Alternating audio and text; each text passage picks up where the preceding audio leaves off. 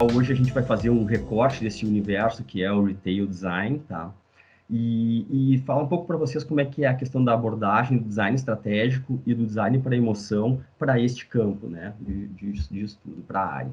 A gente vai fazer 3 movimentos básicos nessa apresentação, uma introdução em relação ao retail design, vamos falar um pouco do design estratégico, design para emoção relacionados ao retail design, e por último, como essas 3 coisas se juntam e vendo um breve case, né, e depois partindo para essa nossa conversa aí, como vocês quiserem ficarem bem à vontade. Vou trazer inicialmente um pouco de história, uma breve história, muito mais para, como vamos dizer, uma forma propedêutica, assim, do que falar sobre realmente história de retail, mas para todos nós ficarmos no mesmo patamar, assim, de saída e entender como é que a gente vai tocar essa próxima hora, 1h30 aí de conversa. Então, a parte a questão sobre a questão de troca e de consumo, a questão que vem na história, desde o início da história, quando os homens, inclusive, começaram, a humanidade, né, quando as pessoas, os seres humanos, na época, caçadores-coletores, começaram a se juntar em pequenos grupos e vilas, porque cada um conseguia produzir algum tipo de bem, algum tipo de produto, e quando nós passamos a morar juntos, posteriormente formando cidades, a gente tinha essa possibilidade de trocar com uma pessoa próxima do lugar onde a gente morava, ou fazer o primeiro escambo, quando tudo começou. E essa necessidade de troca e essa segurança que a proximidade foi nos dando para também a criação, posteriormente, das cidades. Mas o que nos interessa aqui é a questão do consumo, que é realmente uma necessidade humana e não uma questão que nessa diferenciação realmente do consumo para o consumismo, né? Que é uma outra discussão que não necessariamente nós entraremos aqui, mas é uma provocação sempre importante de se pensar, mas ao longo da história, né? Aqui eu trago uma imagem do mercado de Trajano, em Roma. Esse mercado foi criado, na verdade a humanidade já vinha, né, feiras, pequenas situações um pouco menos regulares como essa de um mercado, mas houve a necessidade, e Trajano percebeu isso, de se criar um local em Roma onde as pessoas pudessem fazer suas compras, porque a própria cidade está tendo uma quantidade de gente que, na verdade, eles precisavam ter esse mercado para suprir, né, todas as necessidades de consumo da população concentrado em um único lugar, para também facilitar, inclusive, já dentro dessa noção de urbanismo, né, que já se tinha em Roma nessa época, e também por ser uma cidade que, já nessa época, tinha uma população e uma densidade considerável. Claro que questões sanitárias já começavam a se fazer, na verdade, importantes, né? Eu acho que a gente está vivendo um momento, como até a Alessandra colocou no início, a gente estamos fazendo aqui uma live, justamente por esta questão, e a gente vive esse momento em que de pandemia, né, um momento completamente atípico, essas situações acabam também influenciando em algumas mudanças. Essa palestra mesmo, né, essa palestra, enfim, essa nossa conversa, também a gente fala sobre questões que a gente vem tratando, né, mas, claro, após a pandemia, algumas coisas com certeza vão mudar, né, e vão começar a mudar, e aí é uma outra questão, uma outra provocação que vamos ter pela frente.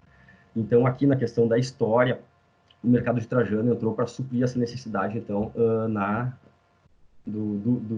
de consumo da população.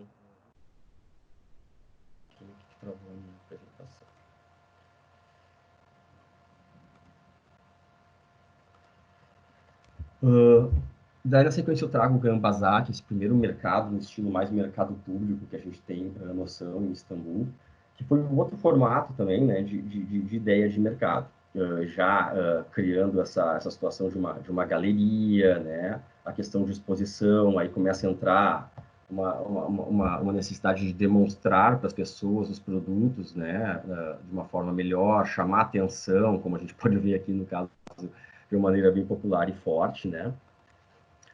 E dando um passo agora grande, que depois essa questão, né, de trazer grandes centros de consumo para suprir as necessidades das cidades, dando um salto no tempo e chegando nesse primeiro magazine, que foi o Le Bon Marché, que em 1452, quando o Aristide Boucicaut, que era um comerciante e empresário, resolveu criar esse mercado de grão-marché, que foi o primeiro, então, a primeira loja, né, de multimarcas, que tinham toda uma série de questões relacionadas à comunicação, que já se fazia, e aqui eu faço um rápido parênteses, que depois vou tocar novamente nesse assunto, mas já tinha essa noção de sistema produto-serviço, que é uma visão que a gente tem no design estratégico, pensando comunicação junto com o espaço de loja, e nesse prédio, inclusive, tem um detalhe interessante, ele foi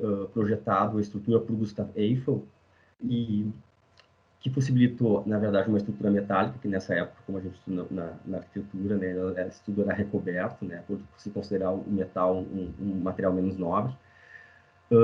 Isso possibilitou os grandes vãos e essas vitrines longas, né? Então, a vitrine, que já vinha tomando uma proporção importante nas lojas, nos pontos de venda, passa a ter uma escala maior, e aí, obviamente, o vitrinismo, uma série de questões de comunicação e VM que começam também a se criar a partir disso. Mais um salto na história, a gente vai, então, para 1952, Nova York, da Olivetti. Me lembra um pouco essa loja, esse desenho, principalmente à direita, abaixo, uma Apple Store, né?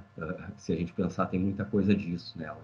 Era uma loja já que tinha a questão de experiência muito forte, a questão de demonstrar tecnologia no espaço, a questão artística, trazendo a questão do tipo e do desenho, da marca da letra, vamos dizer, no papel também, nessa escultura, nesse desenho de parede. Vamos dizer que a Olivetti talvez fosse a Apple Store deste momento, né? Então, já trazendo também toda essa questão de experiência, essa experiência também de design italiano, né, para o mercado norte-americano. Então, uma série de questões que começam a ser trabalhadas. E trabalhando mais forte, essa experiência, eles também estavam trabalhando de uma forma, uma ideia mais sistêmica do produto, tentando passar questões de marca que iam muito além do produto já, né? Demonstrando aqui com alguns elementos já que são proprietários, né, de marca, inclusive a fachada, o logotipo bem colocado, né, na testeira. Então, uma série de recursos que já vinham trazendo essas informações proprietárias, elementos proprietários de marca para o ponto de venda, né, na ideia de trazer realmente uma experiência coesa, né, para o usuário. E aí, para chegar no que a gente tem hoje, né? Que, então, finalmente, a ideia de experiência, muitas vezes, bastante exacerbada, ou além, né? E, claro que a Gentle Monster, que é uma empresa, então, coreana de óculos, que trabalha muito essa questão da experiência no ponto de venda, né? E das mais diversas formas. Tendo, por exemplo, espaços muito generosos para a questão sensorial, né? No caso aqui, a gente literalmente parece que a gente desceu naquela nave espacial e estamos em outro mundo, assim, né? A gente vê, então, a parte que é muito, muito escultórico, é muito artístico, se trabalha com elementos que são basicamente instalações de arte, né? E o produto, ele está colocado, a gente pode ver ao fundo ou nas laterais, que são esses óculos, de uma maneira disposta na loja de uma maneira tranquila, como um produto qualquer, mesmo que eles acabem não chamando tanto atenção nesse primeiro momento do que o próprio trabalho de comunicação que eles fazem, né, VM e decoração. Aqui a loja deles também em Seul, né? Então, trabalhando com elementos decorativos, de visual merchandising e elementos cenográficos de uma maneira muito forte, né? Sem um pudor e deixando assim nesse ponto poderia se dizer que eles não tem mais um limiar aqui entre a instalação de arte e o trabalho de experiência VM neste local. Claro que também a gente pode falar depois um pouco mais sobre isso. Aqui vai uma crítica a um artigo até que eu discuti com o Felipe Campelo sobre isso, que é essa questão de, há um ano e meio, 2 anos atrás, mais ou menos, um artigo que falava sobre algumas críticas em relação a esse tipo também, né, de abordagem de experiência, né? Se de repente eu quero ir numa instalação de arte, eu posso ir no museu, se eu quiser ir num ter entretenimento ou em um parque de diversões, entre aspas, eu vou neste local, né? Então, já existe uma crítica em relação também, mas algumas marcas, claro, como essa, podem, e eu acho que tem muito a ver se permitir fazer esse tipo de coisa.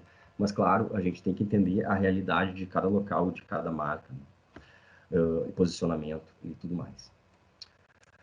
Sobre experiência ainda, aqui uma imagem da Apple Store, tá passando assim, entrando na loja, daqui a pouco te depara com várias pessoas sentadas num espaço que poderia muito bem parecer dentro de um espaço de praça de alimentação, praça de shopping, ou simplesmente uma praça seca de algum local.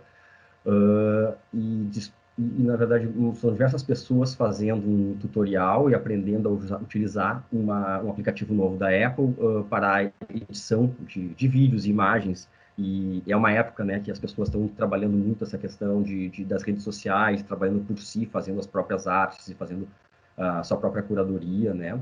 Então, um aplicativo que é a Apple, e as pessoas estavam ali fazendo um tutorial, né, e aproveitando esse aplicativo aproveitando esse momento para aprender e trocar. Então, um espaço de loja, ultrapassando a questão da venda, né, porque também se pode comprar online, e isso é uma questão que a gente vai ver na sequência, que no primeiro momento foi o que se pensava em omnichannel, mas que hoje também se pensa na questão de plataforma, mas a ligação entre o online e o offline cada vez existe menos, né, as coisas estão linkadas, e também essa revolução que está acontecendo nas marcas e que possivelmente agora por conta da situação que estamos vivendo, se intensificar, né?